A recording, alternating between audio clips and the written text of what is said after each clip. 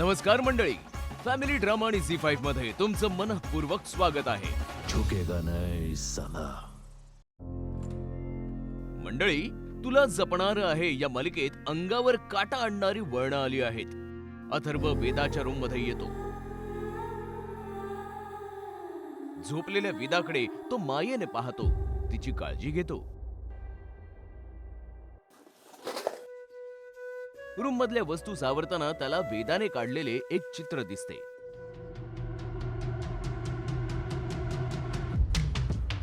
दुसरीकडे अंबिकेविषयी मनात द्वेष बाळगणारी माया तिच्या फोटोवर रॉकेल होते, शब्दातून विष ओकते.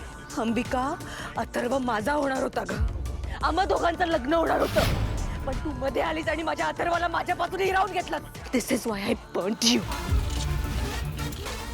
तुझी मुलगी वेदा जेव्हा जेव्हा माझ्या समोर येते माझ्या डोक्यात तिडीक जाते. बट डोंट वरी, एकदा अथर्व माझा झाला की तिलाही तुझ्याकडे पाठवून दे. जो अथर्व माझ्या नशिबात होता, ज्याचं प्रेम माझ्या नशिबात होतं, ते तू मिळवलंस. But this time I will make sure Atharva फक्त माझा होईल. आणि शेवटी ती फोटो फ्रेम जाळून टाकते.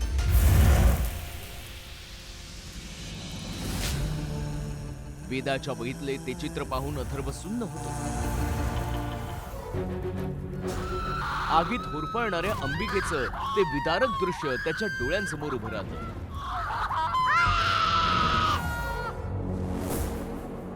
तो कोलमडून खाली पडतो, पूर्णपणे हादरतो. कपटी मायाचा थैथयाट आता शिगेला पोहोचलेला असतो. हे असंच जळत राहणं तुझ्या नशिबात. This is what you deserve Ambika.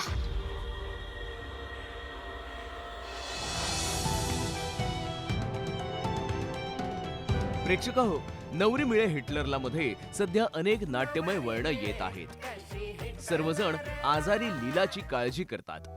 चल लीला, आपल्या रूम मध्ये चल. You need to rest. हो ताई, तुला अजून पूर्णपणे बरं नाही वाटत आहे. तू जा रूम मध्ये आणि छान आराम कर बरं. सरोजिनी देवाचे आभार मानते. देवा, खूप कठीण प्रसंगातून सावरून नेलंस. तुझे खूप आभार देवा. असाच माझ्या मुलांच्या पाठीशी उभा राहा. एजे लीलाला विश्रांतीसाठी तिच्या रूम मध्ये घेऊन जातो. चल लीला. सावकाश सावकाश.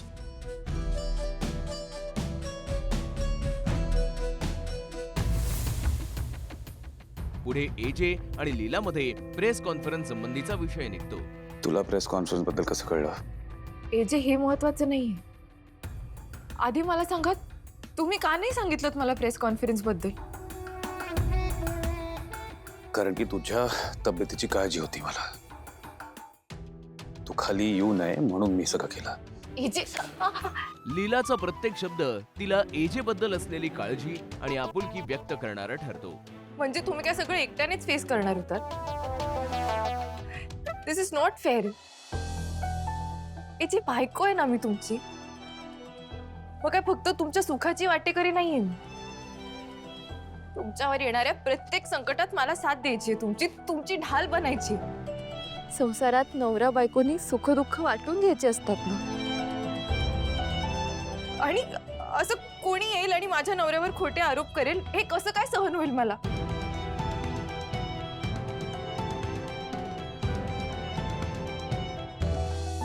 कशाने बनलीस तू लीला नक्की? आणि कुठनं येते एवढी हिंमत? तुमच्या प्रेमामुळे मिळते मला एवढी हिंमत. अश्रूंनी भरलेल्या डोळ्यांनी लीला एजेच्या बाहुपाशात अलगद सामावून जाते. हे बाळा विचारू, तू पण बस. चल. अहो नाही नाही आजी, चालू दे. वाढलंय पान. अहो आजी, झालंय माझं जेवण. असं? अहो नाही नाही, चालू दे. जेवा जेवा जेवा तुम्ही जेवा. आओ एजे, जेवीन मी. कशाला? मला माहिती तू खाणार नाहीस. तुला एनर्जीची गरज आहे लीला, आणि तुला मेडिसिन्स पण घ्यायच्यात. पुढे डायनिंग टेबलावर एजे लीलाला चमच्याने जेवण भरवू लागतो. या दृश्याने किशोर आणि दुर्गा मात्र प्रचंड अस्वस्थ होतात.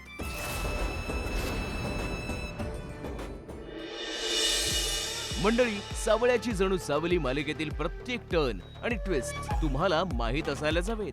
ऐश्वर्या नील समोर स्वतःची पाठराखण करत आपली बाजू मांडू लागते. त्याच्या पोझिशन वरून त्याची लायकी काढणारे आपण कोण आहोत? ठीक आहे, मी त्याला नोकर म्हणते म्हणून प्रॉब्लेम आहे ना. चल, मी त्याला हाऊस हेल्प म्हणते. काम तो तेच करणार आहे, आपल्याला मदत करणार आहे. काय चुकलं माझं?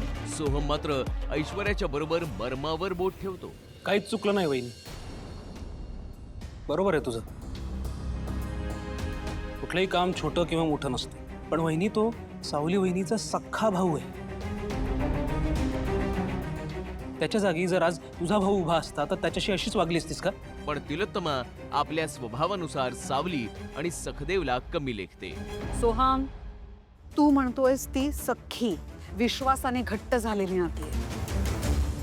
ही नाती तशी नाही आहेत, ही लादलेली नाती आहेत. आणि जी नाती मी पाळतच नाही ती नाती माझ्या घरच्यांनी का पाळावी, नाही का? आणि आपण काय याच्याकडून फुकट काम नाही करून घेतो.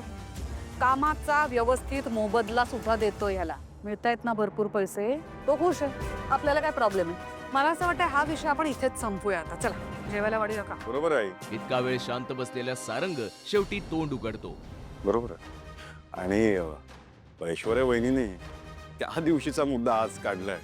खरंच विश्वासातला माणूस तुम्ही निवडलाय. सारंगचं प्रत्येक वाक्य सावली आणि सखदेवला सावरण्यासाठी धावून येतं.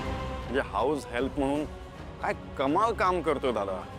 खरंच स्वतःच्या बहिणीच्या घरी काम करत असताना सगळी नाते जपणं हे कोणालाही नाही जमत हा दादा. किती वाजलेत? किती वाजलेत? 9. हा, म्हणजे वेळ संपली आहे ना? Yes. म्हणजे दादा आता तू या घरातला नोकर नाहीयेस, तू आता माझा मेहुणा आहेस, माझ्या बायकोचा भाऊ. सारंग समजुतीच्या सुरात ऐश्वर्याला थेट आणि तिलोत्तमाला अप्रत्यक्षपणे आपले स्पष्ट विचार ऐकवतो. आता तू माझ्यासोबत जेवायला बसू शकतोस. सारंग सर, हा प्रसंग अत्यंत सुंदर रंगलाय. तुम्ही प्रत्यक्ष पहा. तुला कळतं नाही मी का करतोय? कारण माझ्यामुळे कुणावरही अन्याय झालेला मला बघवत नाही. आणि अन्याय जर माझ्या समोर होत असेल तर नाहीच नाही. दादा, मी तुमच्या घरी जेव्हा आलो होतो तेव्हा खूप सेवा केली तुम्ही माझी. हो, आता मला सेवा करू द्या प्लीज. बसा इथे. हा नको सारंग. मी सांगतोय ना, बसा. बस.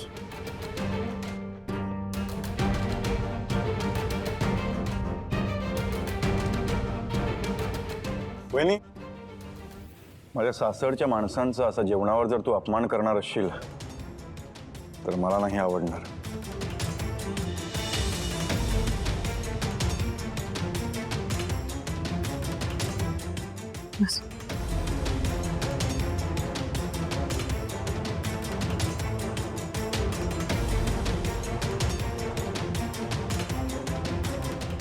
आता लक्ष्मी निवास या मालिकेविषयी जाणून घेऊया. नमस्कार नमस्कार, आवाज ऐकू येतोय का? हो.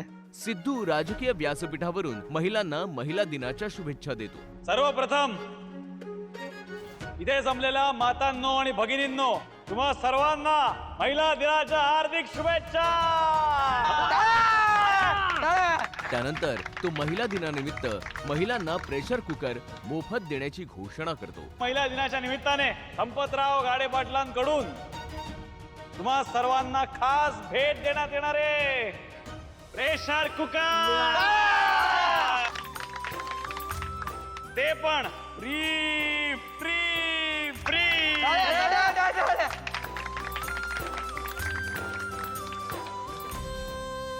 या आनंदाच्या वातावरणात भावना आणि सिद्धूची नजरानजर होते. अरे मॅडम, काय मुहूर्त काढला हो येण्याचा. मी स्पेशल आलो मॅडम, तुम्हाला डायरेक्ट प्रेशर कुकर.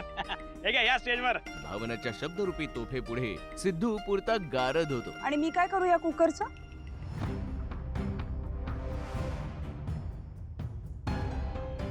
वेळ मारून नेण्याचा सिद्धूचा प्रयत्न अपयशी ठरतो. काही करा, भात शिजवा, बटाटे, वरण.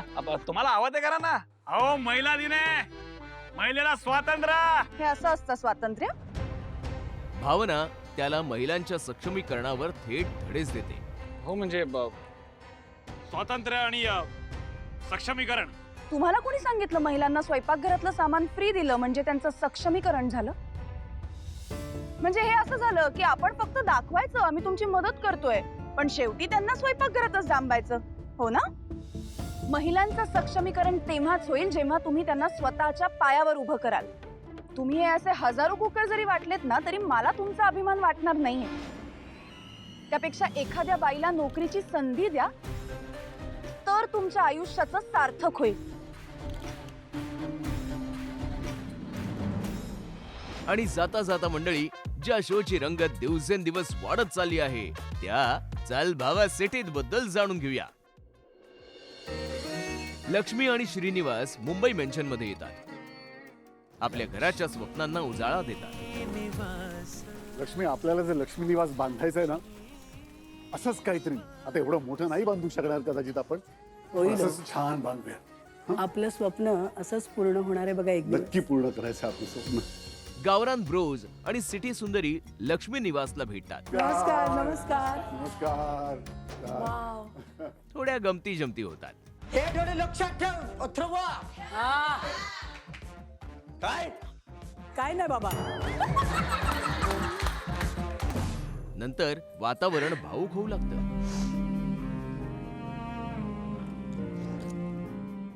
मला थँक्यू म्हणायचं माझ्या दादाला, देव मला सोडून एक